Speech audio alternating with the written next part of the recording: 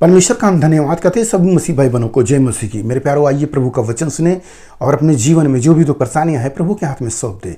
क्या जाने प्रभु की दया हो और आप वचन सुनते सुनते भले चंगे हो जाए। तो जो लोग नहीं कृपया इस चैनल को सब्सक्राइब कर दें। मेरे प्यारों, मैं आज का वचन लाया हूँ, समस्याएं जब आती है तो हम क्या करते हैं।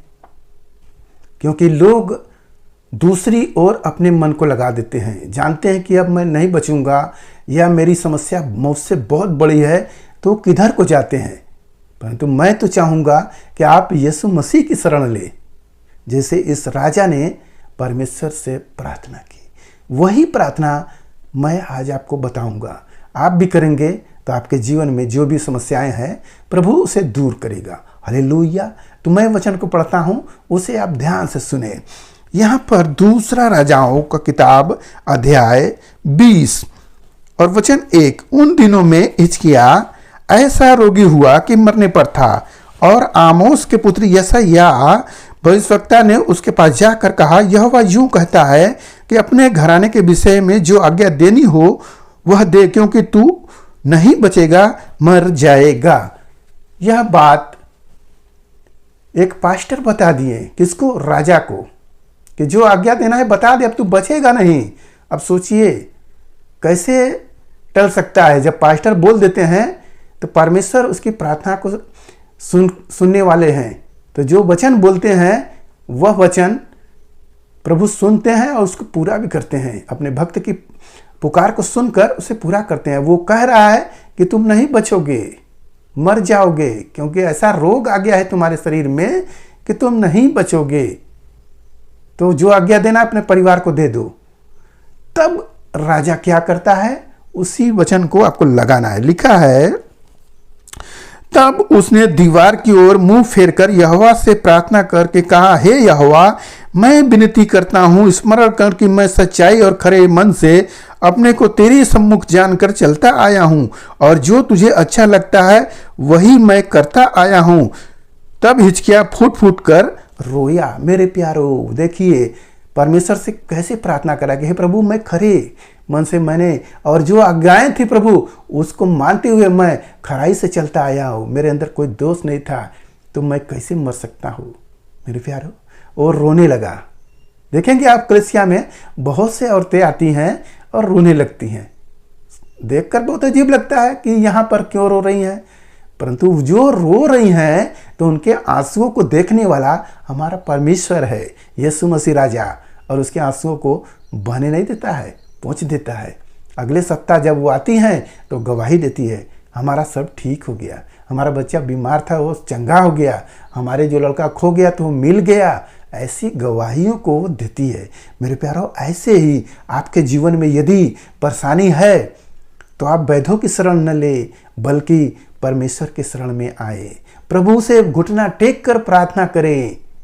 देखें प्रभु की दया होती है। जैसे इस राजा ने फूट फूट कर रोया, लिखा है फूट फूट कर रोता है, अब प्रभु उसके आंसू को देखते हैं, तो क्या प्रभु उसके आंसू को नहीं पूछेंगे? और आयत सुने, लिखा है, तब ऐसा हुआ कि यशायाह आंगन के बीच तक जाने भी न पाया था कि यहोवा का वचन उसके पास पहुंचा। लौटकर मेरी प्रजा के प्रधान हिजकिय्याह से कहा कि तेरे मूल पुरुष दाऊद का परमेश्वर यहोवा यूं कहता है कि मैंने तेरी प्रार्थना सुनी और तेरे आंसू देखे हैं। देख, मैं तुझे चंगा करता हूं, परसों तू यहोवा के भवन में जा सकेगा। हालेलुया। प्रभु ने उसके आंसुओं को तुरंत देख लिए, और जो पास्टर कहा था कि तू नहीं बचेगा, और उसी पास्टर के पास फिर वचन आता है और जाके कहता है कि तू बचेगा, तेरी प्रार्थना सुन ली गई। तो मेरे प्रार्थना को सोचिए कि कितना ताकतवर है प्रार्थना।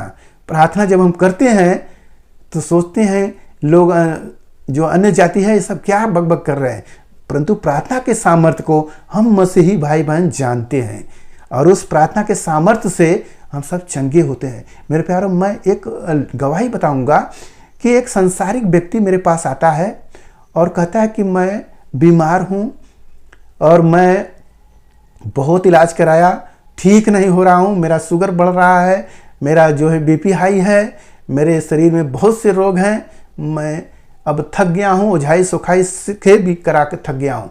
तो हम कि यीशु मसीह पर विश्वास करोगे, प्रभु तुम्हें चंगा करेगा। वह व्यक्ति विश्वास करके आता है और सुबह शाम लगभग 90 दिन तक प्रार्थना करवाता है। प्रार्थना कराने पर उसे आराम मिल जाता था और वो बराबर आता था। 90 दिन के बाद वो क्या करता है, फिर छोड़ देता है।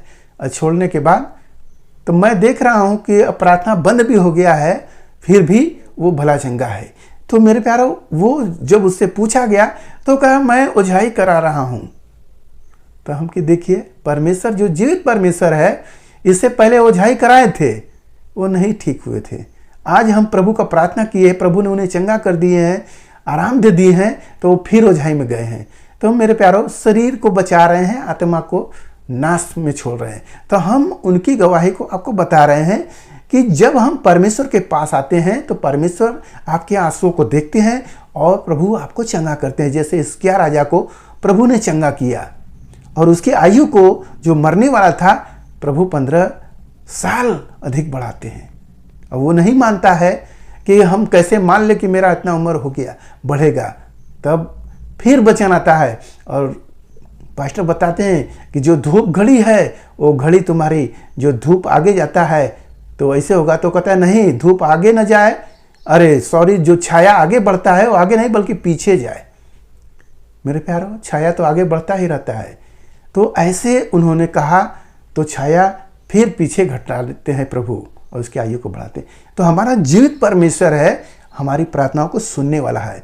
आप प्रार्थना करने वाले देखेंगे, प्रार्थना करते हैं और लोग भले चंगे होते हैं। विश्वास करें यीशु मसीह पर, प्रार्थना करें, आपकी बीमारी कुछ भी नहीं है, चंगा हो जाएंगे। जैसे इस राजा ने बिलक बिलक कर रोया, प्रभु को सब कुछ बता दिया और आप खराई से हैं तो प्रभु जरूर आपको चंगा करेंगे। अगर पाप में भी हैं तो अपने पापों का अंगीकार करें, प्रभु आपकी दया करेंगे आपके ऊपर और आपको आशीष से भर देंगे। मेरे प्यारो, आज के इस वचन से आपको विश्वास हो गया कि जैसे उस राजा को प्रभु ने उसके आंसुओं को देखे और पूछें, वैसे आपके भी आंसुओं को प्रभु देखेंगे तो जरूर पूछेंगे। आप इस वचन के अनुसार करें। हालेलुया। तो आइए आपके लिए हम प्रार्थना करें।